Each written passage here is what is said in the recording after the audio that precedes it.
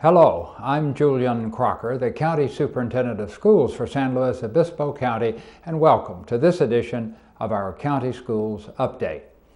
Well, today's topic is the local school facility bonds that are on the November 4th general election.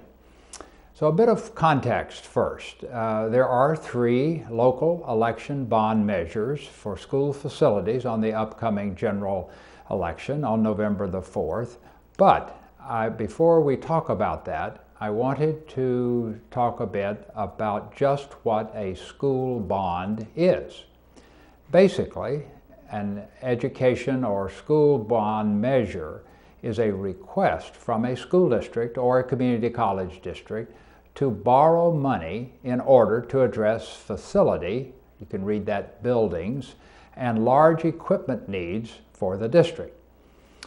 This money does not go for ongoing expenses such as salaries or materials or utilities. And it is a request because the repayment of the loan, the money that's borrowed, comes from the residents in the district through an increase in their local property tax. Thus, their approval is certainly needed. It's similar to borrowing money to either build or remodel a home, resulting in a mortgage. If the voters of a district grant the request to borrow the money, that is, they approve the bond measure, then the district sells the bond, borrows the money, if you will, in the bond market for investors to purchase at a certain percentage return when they are repaid. Since major facility repairs and upgrading or new construction all require large amounts of money, these projects usually cannot be funded from the annual budget, that's for yearly operations, of a school district.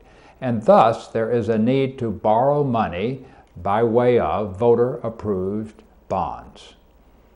The annual budgets of school districts include funding for maintenance and repairs to facilities, but not the big-ticket items such as new construction or major renovations or modernization. Historically, in California, most educational facility needs have been funded by a two-way partnership between the state and a local school district. However, at present, there is no state school facility bond money available, so any facility improvements and upgrades are the total responsibility of the local school or college district. So we have 3 of these measures on the November ballot. First, Measure L. This is put on by the Cuesta Community College District.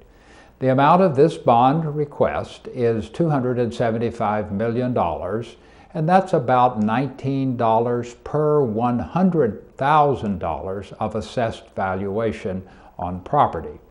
So you can figure out about what this would cost you. So $19 per $100,000 of assessed valuation.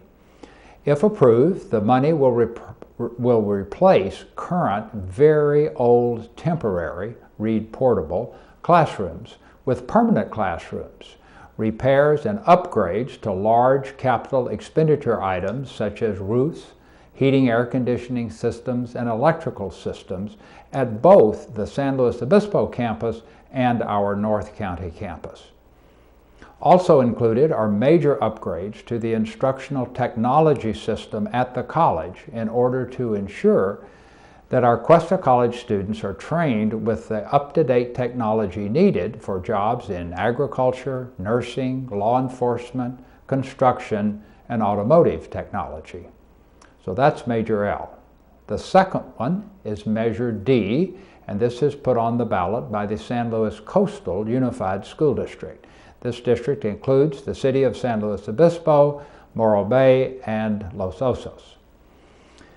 The amount of money being requested is $177 million, or about $49 per $100,000 of assessed valuation.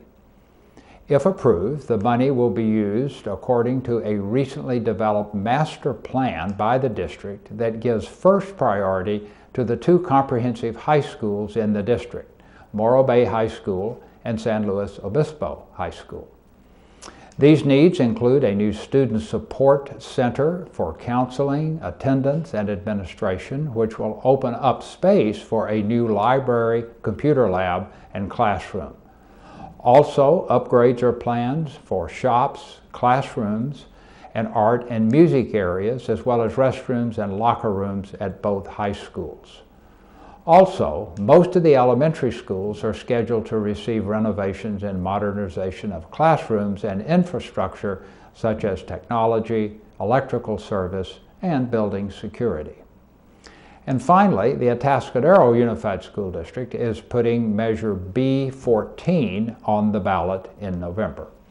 Now, this measure is somewhat different from the two previous measures in that it is simply asking voters to approve a, quote, reauthorization, unquote, of about $58 million remaining on the existing bond measure that was approved in 2010.